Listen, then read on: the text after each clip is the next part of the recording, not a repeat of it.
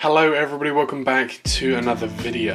In today's video we are going to be doing another unboxing. As you can see here, I believe these are a lot of the new NG models. I'm not exactly sure which ones are in here, but I believe these are not the newest ones, the ones that were just announced about a week ago, but the ones that were announced about a month ago. But again, I'm not 100% sure on that, so we'll have to see when we open this box. Now before I get started, there is one thing I do want to say. I do want to give a quick little shout out to the Aircraft Model Store and their YouTube channel. The Aircraft Model Store has been supporting me and my channel for years, and the least I could do is give them a little bit of a shout out in return. So I will be linking their YouTube channel at the end of this video and in the description below, and it would mean a lot if you could go and check out their channel. Subscribe if you want, and yeah, they're just a great company, and if you're not using them yet, you definitely should do. But with that being said, let's go ahead and open this box.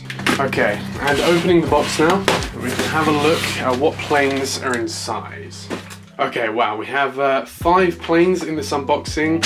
This is actually really exciting. They're all NG models, and just by taking a look in this box, you can already tell this is going to be an awesome one. And starting off here with the first plane, now what I'm probably going to do, I'm going to introduce each model and then unbox them separately. So starting off here, we have the brand new NG models, Air Canada Rouge A321. Now this is a model I don't really need as such. The main reason I bought this one is for suggested updates. I do quite a lot of suggested updates, and I'm always having to say this certain airline goes to this airport, but I don't have it, and there's a lot of Canadian airlines like that. The other airline is Allegiant, and so I'm trying to slowly collect some of the aircraft that I don't really need for my DC airports, but these would really help in kind of the suggested update area. So we have this one, this is the Air Canada Rouge A321. I was really hoping this one would arrive by my Edmonton airport update, but sadly it didn't. But nevertheless, this should be a great model. Next here, sticking with the Canadian theme, we have a WestJet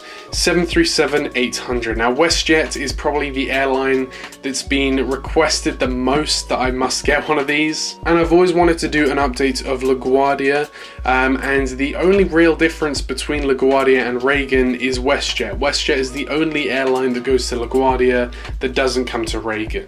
So you can expect to see with this model soon a LaGuardia update. And next up here we have a very exciting model, a bit of a damaged box, but it's not too bad. I just hope the model isn't broken inside. So we have the JetBlue A321neo. Of course, these actually flew to Reagan a couple times over the winter period, so I can't wait to add one of these to the Reagan update. But again, the main reason I got this was for the suggested updates as well. As A321s from JetBlue, they don't come to the DC area a lot. Next up, we have a very exciting one. We have, of course, the Royal Air Force A330MRTT in the Vespina livery here. And then finally, last but not least, this is a very exciting model for me. This is an airline that I've always wanted, but I just haven't got around to getting. We have the Iberia A350-900. I think we're probably going to go in order of how I brought these out the box. So we're going to start with the Air Canada Rouge. We're then going to go on to the WestJet, the JetBlue, then I'll go on to the RAF aircraft, then the Iberia at the end. Okay, so starting with the Air Canada Rouge A321, as you can see, the box kind of shows the Air Canada Rouge logo enlarged. We've of course got the maple leaf here with the circular thing going around here, and then the red box, of course. Again, front of the box, we've just got the logo of the airline, clip art of the aircraft, NG models, Airbus A321. Then on the back, we've pretty much got the same things, just got all this legal stuff down here, and then on the sides of the boxes, we've just got the same, you know, classic thing from NG. And opening the box now, we can take a look at the model. Now what is interesting, we don't have that cardboard cradle. They seem to be going a little bit more Gemini jets on this one. You know, we just have the 2 plastic pieces. We don't have the cardboard piece, which I didn't really see the point of the cardboard piece, but you know, there we go. And taking the model out of the container here, the plastic sheet on the top of the model, we have the model itself. Both this model and the WestJet model are going to be really good for my Canadian collection. At the moment, as you know, I only have mainline Air Canada aircraft and 1 Porter aircraft, so this is really good for diversifying my fleet. But taking a look at the aircraft now, as you can see at the front of the aircraft, we've got the A321 nose here with the forward landing gear. We then have the Star Alliance logo here, the L1 and L2 doors here, the Air Canada Rouge titles here. Moving to the middle of the aircraft here, we have the red engines and the red winglets on board the A321. And then moving towards the rear of the aircraft here, we've got the Wi-Fi box at the back here and the beautiful Air Canada Rouge tail. It's a lot more exciting than the regular Air Canada livery, of course, with the red. I am actually a fan of the regular Air Canada livery, that is, but it is just a bit kind of black and white. I'm a strong believer in that although some airlines do have Euro white liveries, a Euro white livery can still look pretty good and pretty effective, but some airlines that's not really the case for. Now this isn't actually my first Air Canada Rouge aircraft.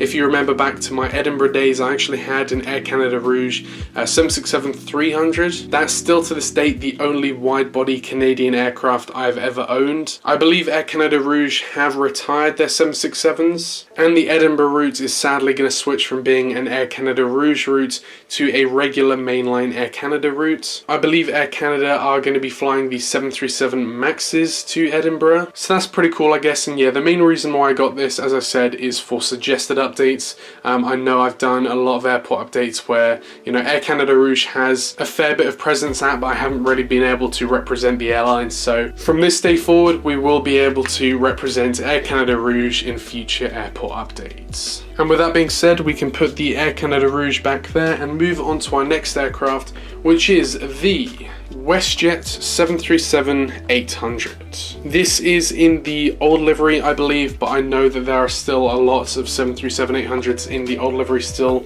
knocking about. As you can see, the box design resembles the WestJet livery. We've got the, of course, the white stripe through here, the very dark navy blue, and then the almost like greeny turquoisey color up here. And then very faint, you can see the WestJet logo down here. They also released the WestJet, I think it was 100 737-800 livery. I didn't get that one just because I wanted a basic kind of WestJet aircraft, and I was very tempted to go for that Gemini Jets 737 MAX 8 in the new livery, I believe it was, and I do still want to get that, and I am a pretty big fan of their 787s as well, but the 787s I don't really have any purpose for, so I'm probably just going to stick to the 737s for now. And here we have the aircraft. Starting off here at the front of the aircraft, we've got the 737-800 nose. Originally, I had some beef with the NG 737 nose, but honestly, as I look at it more and as I've kind of compared my United 737s from NG to Gemini Jets, the NG 737 mold is just so much superior in almost pretty much every way. So I am really happy with how this looks. But of course, we've got the nose piece here, the forward landing gear, the kind of like the black piece under the cockpit windows there. We then have the L1 door here, the old WestJet titles up here. We've got the emergency escapes over the wing. We then have the engine down here, the winglets, which you can't really see, they're not really in focus. There we go. The underside of the aircraft is just plain white. And then moving towards the rear of the aircraft, of course, we've got the WestJet logo on the tail here, the Canadian flag with the registration, the rear door, and then there it says Boeing 737-800 along with the Wi-Fi box on the top. Again, just like the Air Canada Rouge A321, this is just to kind of build up my Canadian collection a little bit more. WestJet, again, just like Air Canada Rouge, they are quite present in a lot of these suggested updates that I do. However, I've never been able to represent WestJet in any of my updates, and again, that changes today. As I said at the start of the video, you can expect to see a New York LaGuardia update coming very soon, featuring this aircraft, but apart from that, I know these have been quite short, but we're going to move on to the next aircraft. And the next aircraft is the NG JetBlue A321neo. As you can see, the box is a tad bit damaged around the place, but as long as the model is intact, I'm not really going to care. The box kind of resembles the tail design with these kind of like bubbles. As you can see, they're on the back as well. The sides also resemble the same pattern. And then we've just got the logos and the clip art and everything like that. Every box is pretty much the same format, except it just has a different design in the background. And taking the model out of the box now,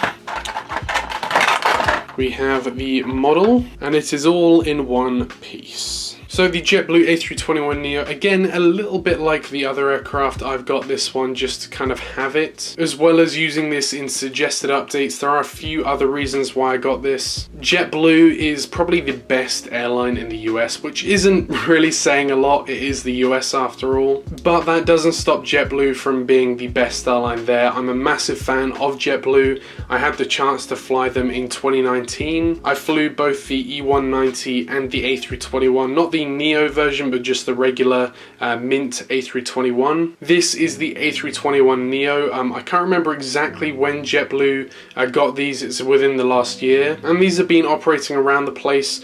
One particular route that I'm very interested in is these actually started operating, as you probably remember from my last Reagan update, these actually flew the route from San Juan to Reagan. So I'm definitely going to be including this in the next Reagan update. But yeah, let's go ahead and take a look at this model now. Starting off at the front of the aircraft, again, all the JetBlue kind of aircraft and variations all share the same kind of livery, it's just the tail that's different. So at the front here, of course, we've got the nose of the aircraft here, the cockpit windows. We have the L1 door here, the JetBlue titles, the no L2 door on this variant of the A321. We then have the forward landing gear with this dark blue underbelly. Moving to the middle of the aircraft now, we have the A321neo engines down here. Of course, done a lot better than Gemini jets. Of course, the Gemini jets ones literally scrape across the ground. And then over the wing here, we've got the two overwing exits there. We've got the wing piece, of course, with the dark blue winglets. On the underside of the aircraft, we've just got that dark blue belly. And finally, as you can probably see on the engines, it does say jetblue.com. Then finally moving to the rear of the aircraft here, we've got this emergency exit here, we've got the rear door here, the registration with the American flag, and then there it should say Airbus A321neo. Then the Wi-Fi box up here, one of the things that JetBlue specializes in is their onboard Wi-Fi. Then back here we've got the tail with the JetBlue logo. Again, this tail, it's pretty good. I think I prefer the regular A321 tail, the Mint tail, to this one. I believe this one is called Balloons, I think this one is called. I'm not an expert on JetBlue, so I'm not really sure. But yeah, this tail is alright, I guess, but it's not, in my opinion, the best tail that JetBlue has. Overall, though, this is a really cool plane, and I can't wait to add this to some of my airport updates. Okay, and as you've probably seen, it is now a different time of the day. I actually recorded the rest of that unboxing and then realized it was getting a little bit too dark. The sun was setting, so I've decided to come back the following day, being now, and unbox the other aircraft. So, just to recap, we have unboxed the JetBlue A321neo, the Air Canada Rouge A321, and the WestJet 737-800, all amazing models. And now we're going to be moving on to the wide-body aircraft of this unboxing. So starting off here, we are going to be unboxing the NG models 1/400 scale Royal Air Force Airbus A330 MRTT. Now this is a pretty exciting one for me. As you know, I got this one in 1/200 made by Gemini 200. I did a full review of that model and I went into a full detailed description about what this aircraft is, what purpose it serves in the Royal Air Force, and a few other interesting facts like that. So if you want to see the full kind of explanation as to what this aircraft is, I'm not going to recap that as much in this video. I will go over some little details, but if you want to see a really detailed kind of piece about what this aircraft is, I would very much recommend you to go and check out the other video. I will leave it linked at the end of this video, so if you want to, you can go and check out that video as well. So this aircraft is known as many things. This is the Royal Air Force A330 MRTT. Now MRTT stands for multi-role tanker transport. It's basically a militarized version of the regular A330 that we get in passenger service today. The A330 MRTTs that are in service with the Royal Air Force at the moment have a special name. They're called RAF Voyagers. However, they each have their own individual name, and this one in particular is called the Vespina. As a lot of you probably know, not all of the A330 MRTTs in the RAF fleet are painted like this. Only one is currently painted like this. And on top of being painted like this one has a pretty interesting interior. This aircraft is pretty much the UK's Air Force One. This one is retrofitted on the inside with a business class cabin, and its set mission is to transport the Prime Minister and also the royal family. The RAF do have more than just this one though, but they are painted like this, in this grey livery. This is my Aviation 400 version in the regular grey livery. This is what all the other ones look like. These ones are fitted with economy seating on the inside, and these are basically troop transport aircraft. These fly twice weekly to both the Ascension Islands and the Falkland Islands, and they also fly to many other allied countries of the UK. So these fly to Canada a lot, I know. They fly to the US, around Europe, and multiple destinations such as that. But drawing focus away from this one for now, we are going to move our focus onto the Vespina livery.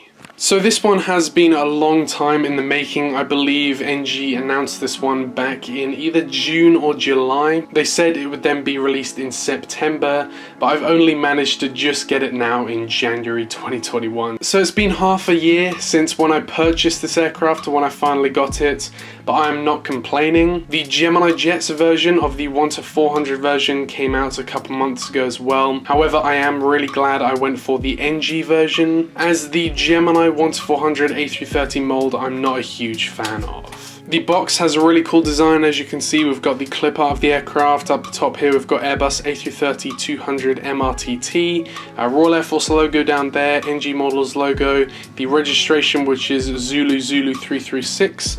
On the back, it's pretty much the same as the front, except we've just got a lot of legal information down there. And then on the sides of the boxes, as you can see, we've got the clip art of the aircraft and then the Royal Air Force logo on the opposing side. Opening the model now, one thing I did actually unbox this yesterday. I've just reboxed it, and one thing, this model did come broken. One of the landing gear came unattached.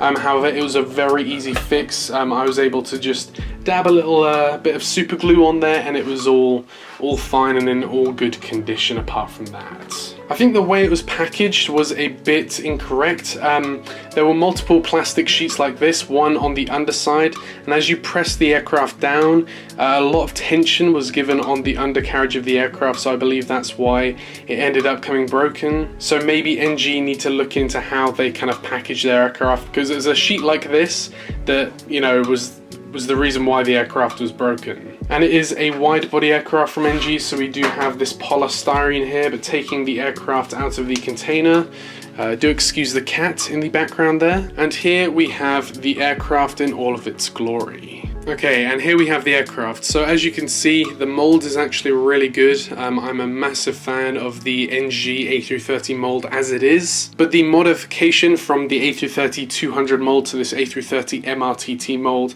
is really good. As you can see, the main differences are the refueling pods on the underside of the wings here. Very nice additions, some more antennas on the underside as you can see, and on the top some more antennas as well on the top that they've had to modify from the original A330 mold. But they've done a very nice job on kind of modifying this aircraft to the A330 MRTT. And taking a closer look at this model in detail, as you can see at the front here, we've got the A330 nose here with the cockpit windows, the rather white front of the aircraft here. We then have the forward landing gear here, the L1 and L2 doors here, with the Union Jack on each of the doors. We've got this little bubble up here. I'm not sure if this is a Wi-Fi bubble or not, but that is some kind of radar bubble of some sort.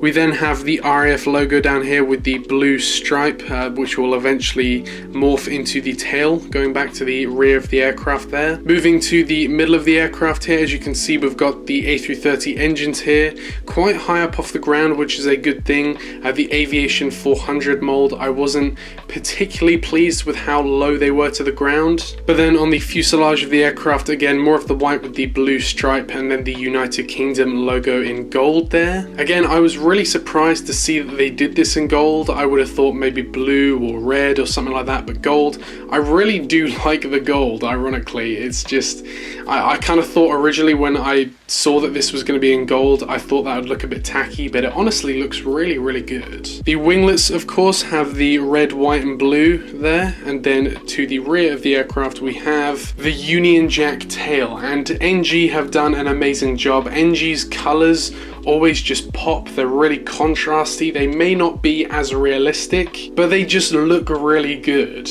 We have the rear door hiding there within the livery, we have the registration Zulu 336, the Royal Air Force logo there, and then of course the magnificent adaptation of the Union Jack there. Of course it's not actually the Union Jack, we've got kind of like this morphed kind of look to it, where it kind of like liquefies off into the main fuselage there. But overall this model looks incredible and I can't wait to add this to my collection. And to finish off the unboxing, we have the largest aircraft of this unboxing. We have the NG models Iberia A350-900. I was debating whether to go for this one or the Delta A350. The Delta A350 has actually come to Baltimore once or twice, I believe, in the past on a charter flight, and the Iberia A350 hasn't actually come to the DC area yet. But Iberia are scheduled to start flights to Washington Dulles. They were actually scheduled to start flights back in March of 2020, I believe, but because of the coronavirus, they weren't able to officially start. So I believe Iberia should be starting sometime in 2021. However, they did originally say they were going to operate the A330-300 on the route between Madrid and Washington Dulles. However, I got the A350 for a few reasons. Now, reason number one, the Iberia A330-300, although not a lot of people have kind of seemed to want it, no manufacturer has yet to make the Iberia A330-300 in the new livery. I know, it's like, I don't know why they haven't, because that's such kind of like a common aircraft. You know, Iberia fly the A330 to a lot of destinations, but nobody has yet to make it. And so if the Iberia A330 in the new livery ends up being, you know, kind of in the same status as the American CRJ 900 and the United ERJ 145, I bought this A350 so that until we get an A330 in the new livery, I can have this at Washington Dulles as a replacement for the A330. The second reason is that I've kind of fell in love with Iberia. I managed to fly their A340 at the start of 2020 and I just fell in love with the airline, their livery, just the way they operate. I just kind of fell in love with their brand and I just really like Iberia now. So I really wanted to get one of these. I do also want to get an A340, however those are pretty rare. And of course the A330, whenever that comes out, I will try and get that as well. But for now, I've just gone with the A350. As you can see, the box is very nicely designed. We have the red, white and orange kind of yellow color up the top there. I really like this kind of shade of yellow. It looks really nice. It's very tropical. It sounds weird to say, but this color makes me very thirsty. And then here we have Museo del Prado. I'm not sure what that says. I'm not sure what that translates to. I'll put what it means down there. We've then got up the top here Airbus A350-900, the clip art of the aircraft, Iberia with the registration, NG, and then as we know, it's pretty much the same formula on every side of the box. On the back, it's just the same with the legal stuff. And then we've got the clip art and the Iberia logo on the sides of the boxes there. Now again, I have actually already opened this box before. This is technically my third A350, as the aircraft model store sent me a second EasyJet A350 to replace my first one, which did come broken, so a massive thanks to them for doing that. And this one actually arrived in an okay condition, so I'm pretty happy about that. And taking the tray off of the bottom there, and here we have, if I can wiggle it out of its box, here we have the model. I won't zoom into the model just because there's not a ton to look at on the Iberia livery. As you can see, it is very Euro white. There's a lot of white on this aircraft. Starting off at the front of the aircraft here, we've got the A350 nose, which could be improved upon, but it's honestly just comparing to kind of the Phoenix mold and various other molds like that, I'm happy with how this has turned out. Got the L1 and L2 door here with the Iberia titles in red. Some antennas, the engines here, the winglets with the red on the outside and then the red and orange on the interior of the winglets, as you can see on the opposing side there. And then at the rear of the aircraft here, we've got the tail, of course, the registration, the Spanish flag and the rear door. It is a really nice looking model. I'm really happy with how this looks. Iberia currently have 6 of these in operation. They have another 14 on order to eventually bring their entire A350 fleet up to 20. And what's quite interesting is they also have 20 A330s, so they will have exactly the same number as A350s to A330s when they eventually get all of their A350s. The A350 is set to replace their A340s, which sadly were retired earlier last year, and these will operate their long haul flights alongside their A330s. So these will be flying a lot to South America. Iberia have a huge South American air network, destinations such as Santiago,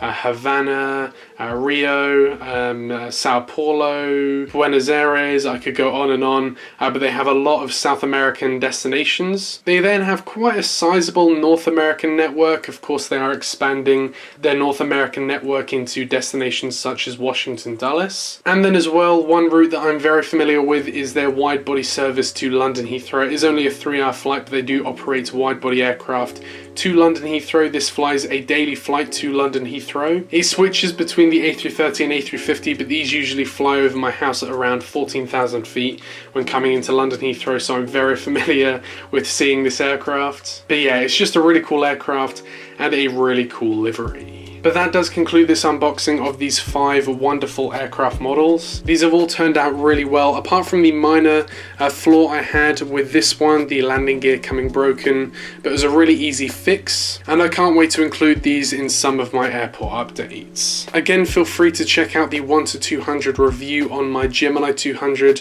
RAF Voyager that you see here. I will link that now at the end of the video, but apart from that, I want to thank you very much for watching this video, and I will see you in the next one. Bye.